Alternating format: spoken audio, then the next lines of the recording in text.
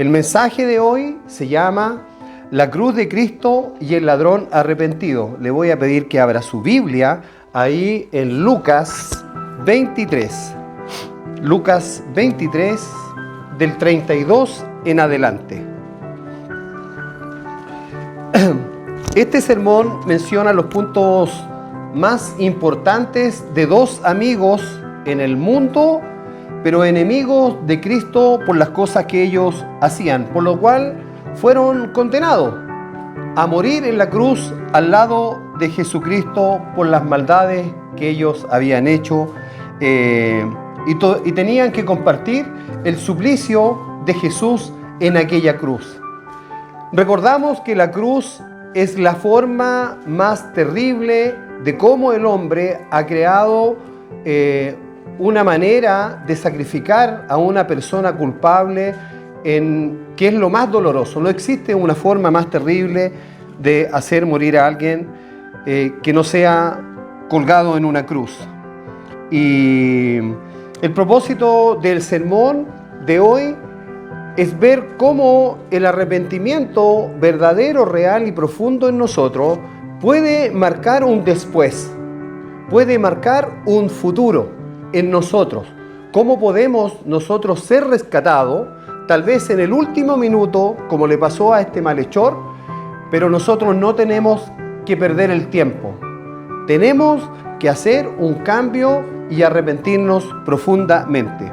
Y vamos a leer ahí en Lucas 23, del 32 en adelante, lo que dice su palabra.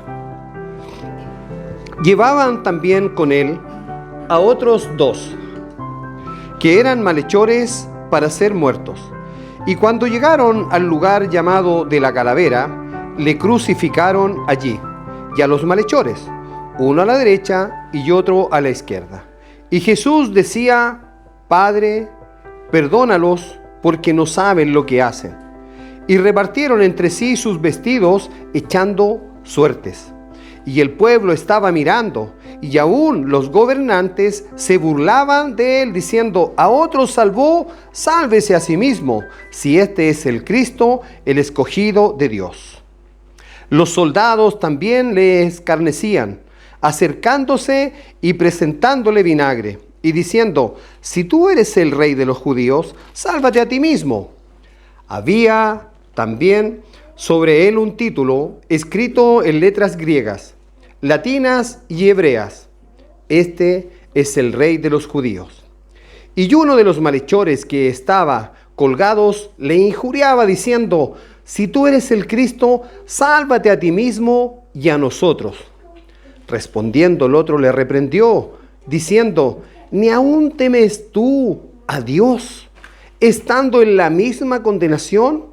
Nosotros, a la verdad, justamente padecemos, porque recibimos lo que merecieron nuestros hechos, mas ningún mal hizo.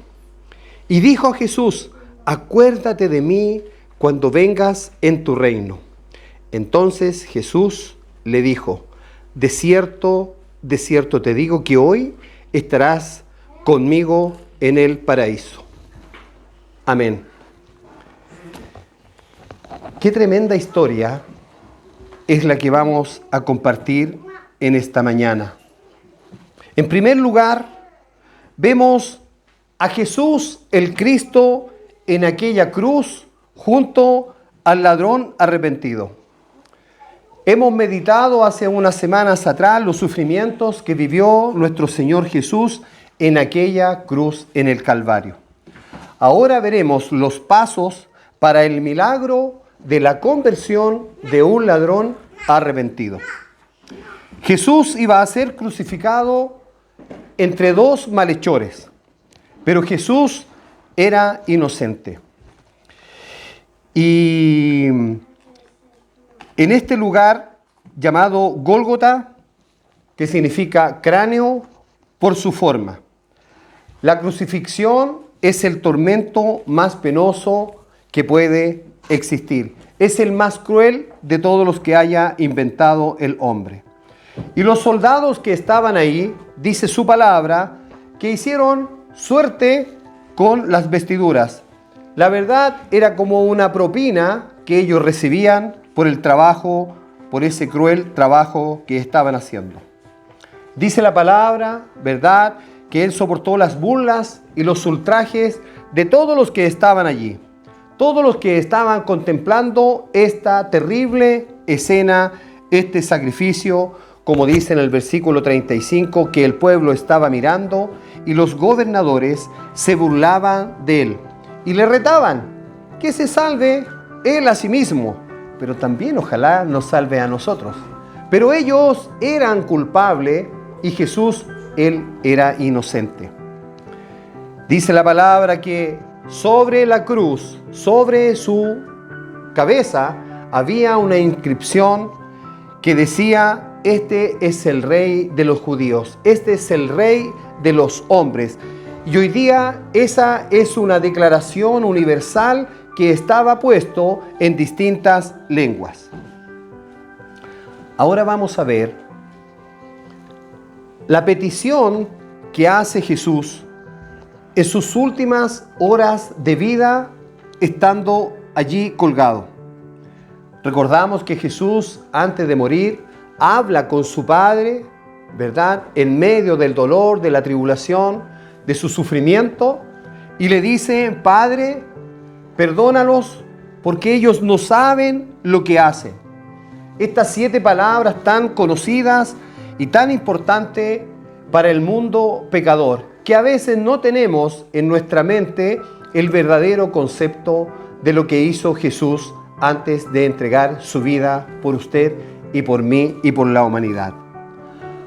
A pesar de los que estaban ahí, los sacerdotes, los judíos, el pueblo, los romanos, las autoridades, ellos eran los culpables y estaban llevando a muerte a un inocente. Jesús, ¿verdad?, intercede en un clamor final ante el Padre de las luces, en una oración que tiene un alcance universal, hablando del amor y hablando del perdón y la misericordia, porque ellos no saben lo que hacen. Y esto lo podemos ver, que puede ser que a veces las personas no saben lo que hacen cuando le dan vuelta la espalda a Jesús. O lo pueden hacer por rebeldía, o lo pueden hacer por porfía, o por desconocimiento, por ignorancia. Entonces dice ahí su palabra: y uno de los malhechores que estaba colgado le injuriaba diciendo: si tú eres el Cristo, sálvate a ti mismo y a nosotros. Y el otro le respondía, ¿verdad?, ¿ni aún tú temes a Dios? Nos damos cuenta que el que iba a ser salvo estaba reconociendo que Jesús era el ungido, era el Mesías, era Dios.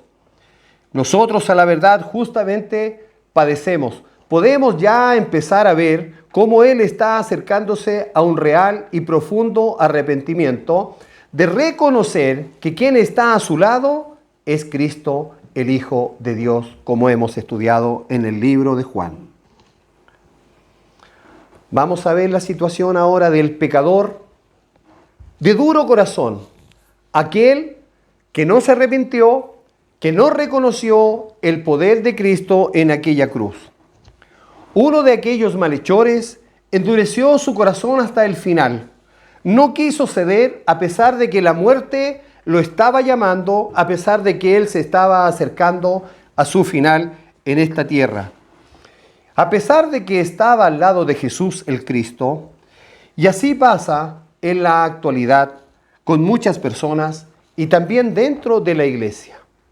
Muchas personas pueden estar pasando sus últimos momentos tal vez con un incesante dolor, con un problema económico, con una necesidad de salud, de trabajo, o que el Señor abra los cielos para tener una oportunidad para cumplir tal vez con nuestros compromisos que son diarios, y ahí tenemos nuestro corazón duro. Y no entregamos nuestras cargas, no entregamos nuestro corazón ni nuestra mente al Señor, a pesar de que estamos cargando nuestra propia cruz. El Señor hoy día nos está invitando a todos los que estamos cargados y cansados de llegar a sus pies y entregar nuestra cruz para que Él traiga descanso a nuestro espíritu, a nuestra alma.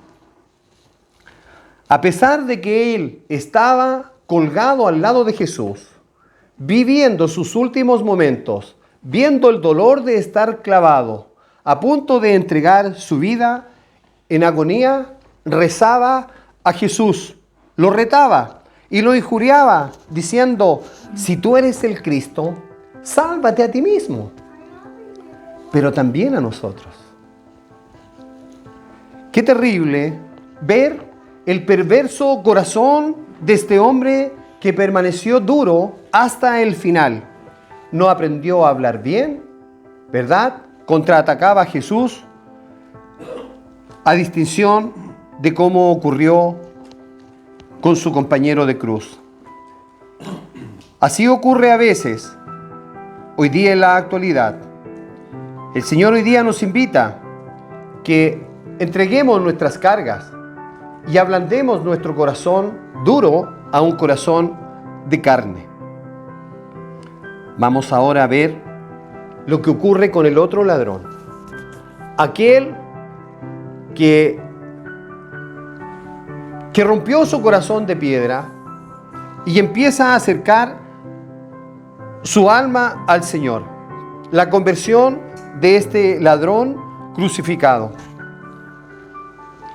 Lo primero que vemos y lo que nos enseña esta porción es el verdadero arrepentimiento de este varón y cómo la fe lo lleva a reconocer que Jesús es el Cristo, que Jesús es el Mesías, que Jesús es el Hijo de Dios.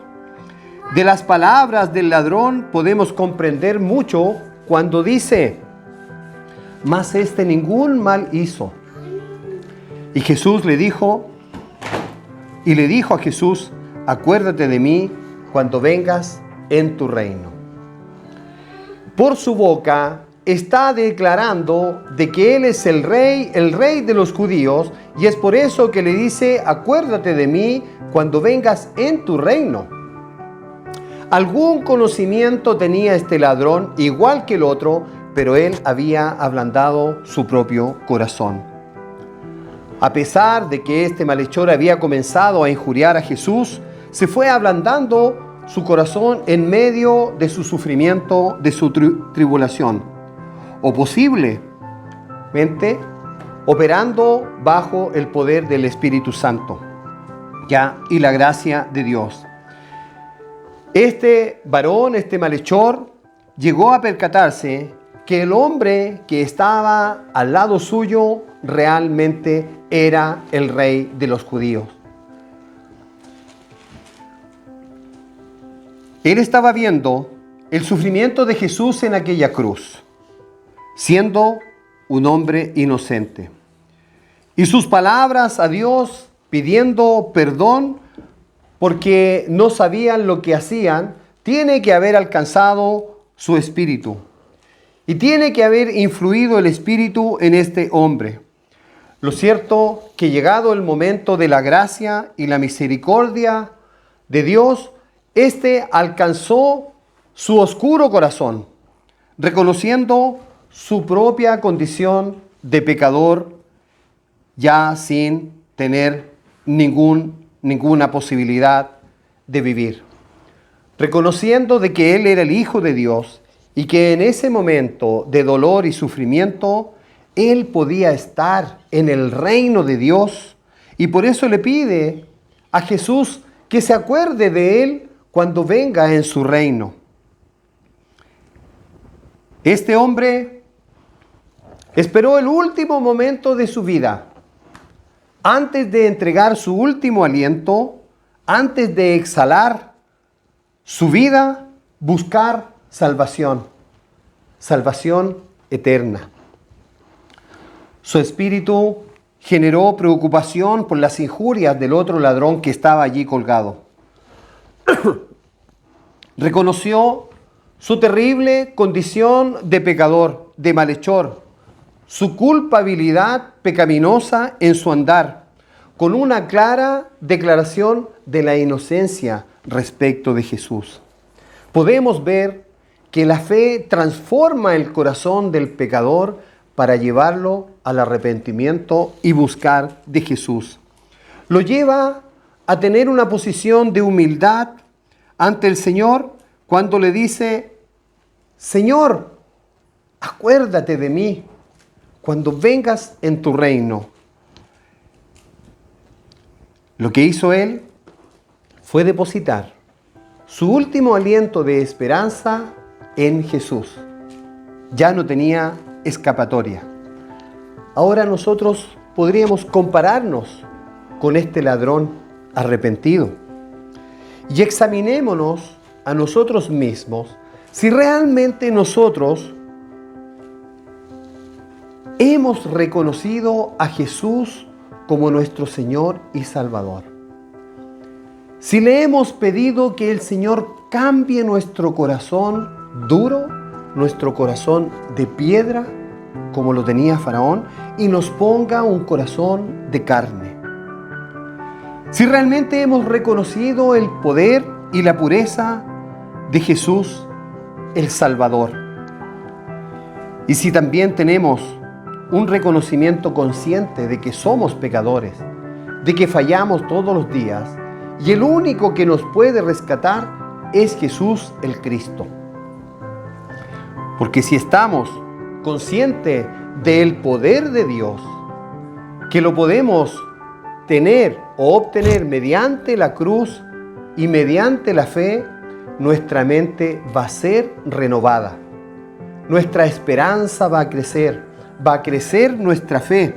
Y tenemos que humillarnos ante Jesús, reconociéndolo como el buen pastor, a través de una profunda oración, pidiendo de que el Espíritu Santo, con su poder, nos venga y nos rescate y nos lleve a la fe, a la sola fe que debemos poner en el Santo Evangelio, las buenas nuevas de Jesús. Vamos a ver ahora el poder de Jesús en medio de aquella cruz. Vemos la gracia, misericordia y soberanía de Cristo en aquella cruz. Cuando Él declara y dice: entonces Jesús le dijo, le confirmó, le aseveró: de cierto te digo que hoy, no mañana ni pasado, de que hoy estarás conmigo en el paraíso.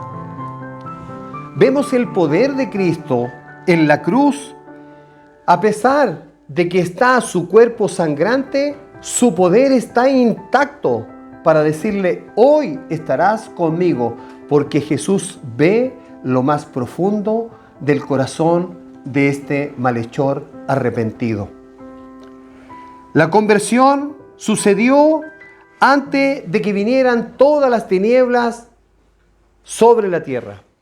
Recordamos que lo colgaron a las 9 de la mañana, estuvo hasta las 12, cuando se cierra el cielo, ¿verdad? Y después siguió en oscuridad hasta las 3 de la tarde. 6 horas estuvo Jesús y los malhechores colgados allí antes de entregar su vida. Las tinieblas en las cuales el Padre castigaría al Hijo por los pecados míos y de la humanidad iban a cubrir todo ese sector. Pero acá vemos la gracia de Dios. Y en este pasaje vemos al Señor que, aún estando ya casi a punto de expirar, casi sin respirar, su poder intacto para salvar a este pecador. Él le promete que le daría un lugar en el paraíso. Y vemos que ni los clavos, ni la cruz, ni estar colgado derramando su sangre carmesí en ese madero podía mermar el poder de Cristo el Señor. Ahí en Romanos 3, 21, 26 dice: la gracia es la benevolencia que Dios extiende a quienes no la merecen. Eso es maravilloso, saber de que no merecemos la gracia de Dios. No tenemos ningún recurso, no tenemos ningún derecho a recibirle. Pero Él, en su misericordia, nos regala la gracia, que es el perdón inmerecido. Él le promete un lugar en el paraíso, un lugar que el ladrón no merecía obtener. Ahora, si vamos a la ley, vemos que también se ha manifestado la justicia de Dios. Porque leemos ahí en Romanos 3, 23 al 26, dice: la justicia de Dios por medio de la fe en Jesucristo, para todos los que creen en Él. Porque no hay diferencia, por cuanto todos pecaron y están destituidos de la gloria de Dios, siendo justificados gratuitamente por su gracia, mediante la redención que es en Cristo Jesús, a quien Dios puso como propiciación por medio de la fe en su sangre, como sacrificio, para manifestar su justicia a causa de haber pasado por alto en su paciencia los pecados pasados, con la mira de manifestar en este tiempo su justicia, a fin de que Él sea el justo y el que justifica al que es de la fe de Jesús. Todo es por fe. La fe es lo que nos mueve. La fe es lo que hace crecer en nosotros la esperanza, la confianza, nos lleva al arrepentimiento para recibir salvación. Fe, solo fe. Vamos a ver la misericordia de Dios. Vemos la benevolencia del Señor hacia este ladrón. No solo es que éste fue limpiado de sus pecados en ese breve momento y que pase a la presencia del Señor en el momento antes de morir, sino que también fue librado de la ira venidera de Dios por la justa retribución de sus pecados. Ahí en Efesios 2, 4, 5 dice su palabra que recibe la misericordia de Dios para que no lo castigue como lo merecen nuestros pecados. La pregunta en esta mañana es: ¿nos consideramos pecadores? ¿Somos pecadores? Yo todos los días, siendo el primero, pero mediante la gracia, mediante la fe y la palabra, vamos nosotros limpiando nuestro camino, y el Espíritu Santo ahí nos va ayudando de que cada día seamos más santos para gloria de Dios. Pero Dios, que es rico en misericordia, por su gran amor con que nos amó, aun estando nosotros muertos en delitos y pecados, nos dio vida juntamente con Cristo. Por gracia sois salvos. Solamente la gracia de Dios permite que nosotros nos acerquemos confiadamente al trono de la gracia. Vamos a ver la soberanía de Cristo. El Señor Jesús declara en aquella cruz: de cierto te digo.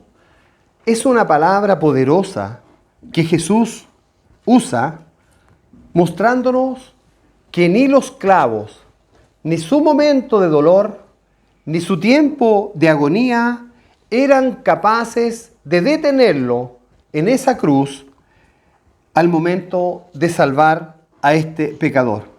Y se cumple de gran manera la palabra que está ahí en San Juan 3:16, que dice que Dios, porque de tal manera amó Dios al mundo. No hay una manera, no hay una forma, no hay un porte. De tal manera amó Dios al mundo que ha dado a su Hijo unigénito, para todo aquel que en Él cree, en esa cruz, no se pierda, mas tenga vida eterna. Esa es una promesa que nosotros tenemos que tenerla atesorada en nuestro corazón. El amor de Dios hacia nosotros. El amor de Dios hacia nosotros envió a su Hijo. Y su Hijo, en obediencia al Padre, se subió a esa cruz.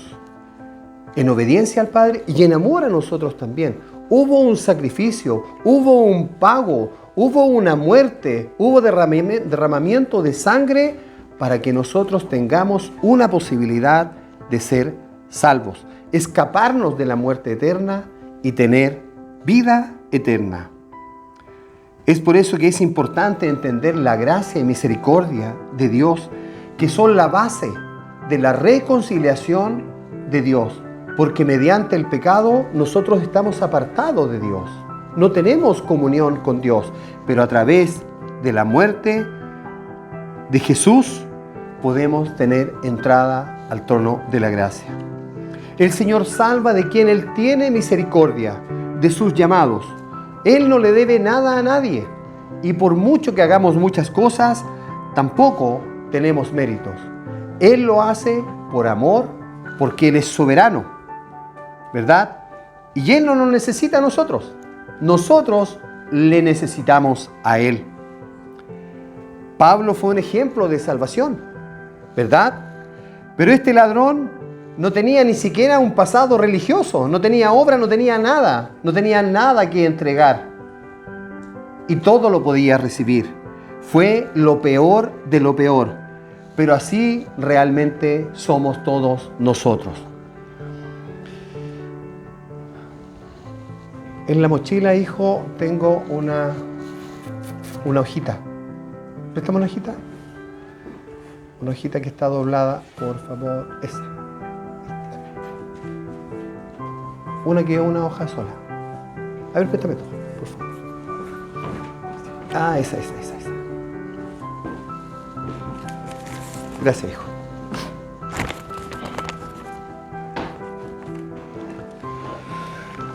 Vamos llegando a la parte final. El significado del sermón. Vemos que el derramamiento de la sangre del Cordero de Jesús significa que los pecados del pueblo,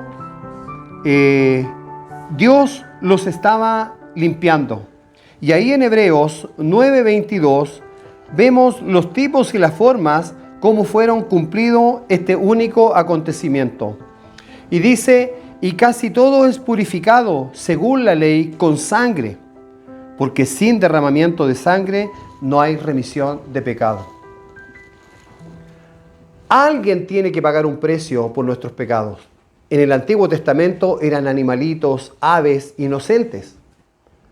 Pero después Jesús, Dios, en su gran amor, envía a su Hijo unigénito a ser colgado en ese madero por nosotros. Entonces vemos aquí la propiciación y la expiación de Jesús en aquella cruz, que a través de su muerte Él apaga la ira de alguien mediante una ofrenda de arrepentimiento, la ira de Dios. Y vemos ahí en Hebreos 10:4 que dice, porque la sangre de los toros y de los machos cabríos no pueden quitar los pecados. Y no por sangre de machos cabríos ni de becerros, sino por su propia sangre. Jesús entró una vez y para siempre en el lugar santísimo, habiendo obtenido eterna redención. Porque si la sangre de los toros y de los machos cabríos y las cenizas de la becerra rociados a los inmundos santifican para la purificación de la carne. Hebreos 9:11-12, Hebreos 10:4. Vemos que la redención de Dios permite en nosotros, a través de la muerte de Jesús, la liberación de la esclavitud, la liberación del pecado por medio de un pago. Y eso quita la maldición, porque todo ser humano es maldito desde el Edén y aún más por el quebrantamiento de la ley de Dios. Gálatas 3:13 nos dice que Cristo nos redimió de la maldición de la ley, hecho por nosotros maldición, porque escrito está, maldito todo el que es colgado de un madero. Jesús tuvo que ir a ese madero por usted y por mí.